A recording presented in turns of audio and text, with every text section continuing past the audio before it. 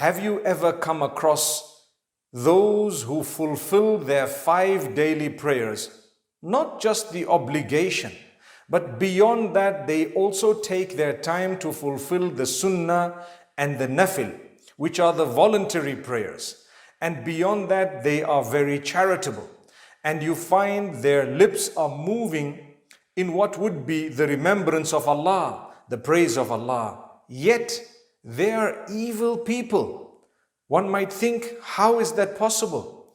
Their mouths, when it comes to fellow worshippers, are full of deception, full of bad words, vulgar words. Yet these people, they have the Quran opened early in the morning. They get up at times for Salatul Tahajjud, which is the pre-dawn prayer that is voluntary.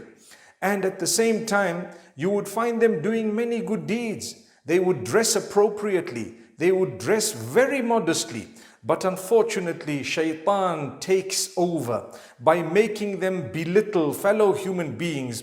They would deceive. They would utter vulgar words. They would make life difficult for others. They would create problems. They would gossip, and they would eat the wealth of someone.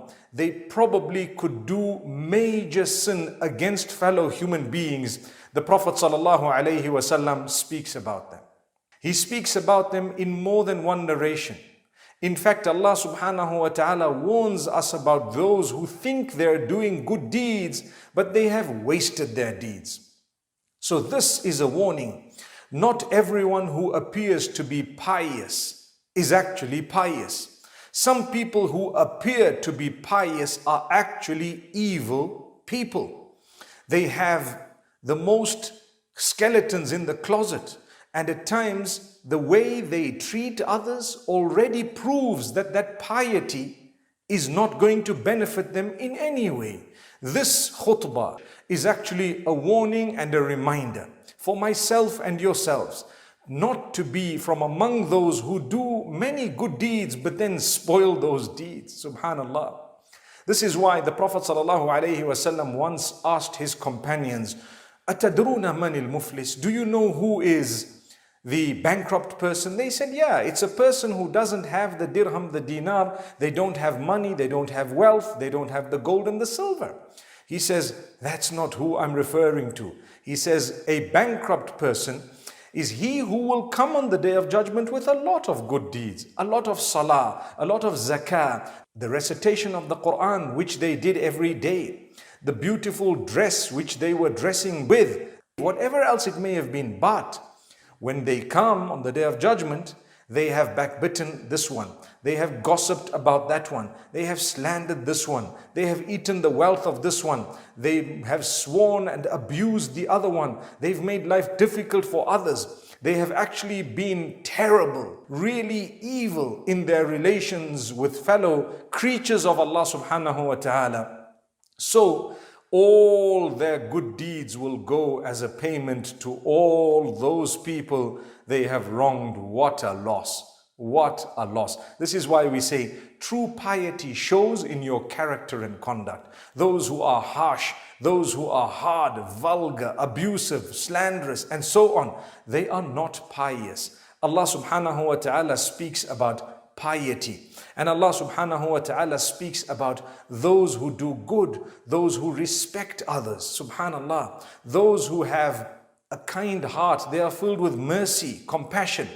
فَبِمَا رَحْمَةٍ مِّنَ اللَّهِ لِنْتَ لَهُمْ وَلَوْ كُنْتَ فَظًّا غَلِيظَ الْقَلْبِ لَانْفَضُّوا مِنْ حَوْلِكَ. Allah says, it is because of the mercy of Allah that you, O Muhammad sallallahu alayhi wasallam, were lenient towards those around you. Had you been harsh and hard-hearted, they would have dispersed from around you. They wouldn't even have listened to what you have to say. That's on one hand. Allah is mentioning the importance of greatness of character. The Prophet Muhammad sallallahu alayhi wasallam was upon the greatest level of character. وَإِنَّكَ لَعَلَى خُلُقٍ عَظِيمٍ. Indeed, you are upon an amazing level of character and conduct. May Allah grant us even a bit of that. Let us be warned. The outward piety we show And sometimes the deeds we engage in are spoilt, they're nullified, because we will pay those whom we have wronged, those whom we have sworn, those whom we have belittled, those whom we have backbitten about, or spread gossip about, or stolen the wealth of. We will be paying all our deeds to them until we're left with no deeds whatsoever. Subhanallah. Atadruna manil muflis. Do you know who is the bankrupt person? Subhanallah. He is the one who will come on the day of judgment with all these deeds, but because he wronged this one, the salah goes to that person, the zakah goes to another person, the ibadah goes to another person, the dhikr of Allah goes there, the umrah goes there. Whatever other deeds they have will be going to whom? Those whom they've wronged. Subhanallah. What will they be left with? Well, listen to what the hadith says. When all their good deeds are actually depleted and there are still people whom they owe goodness to, or they owe some form of a compensation to because of the evil they did towards them, then the bad deeds of those will actually be shouldered by the person who has slandered them and who had a lot of good deeds, but now they have nothing left and still they owe people. They start carrying the burdens of others. And this is why we say, definitely, Allah subhanahu wa ta'ala speaks about how nobody shall shoulder the burden of another. But you know what? Unless you have taught the person the evil, or unless you have wronged them and need to pay for the wrong that you did by taking their bad and putting it on your back. May Allah protect us.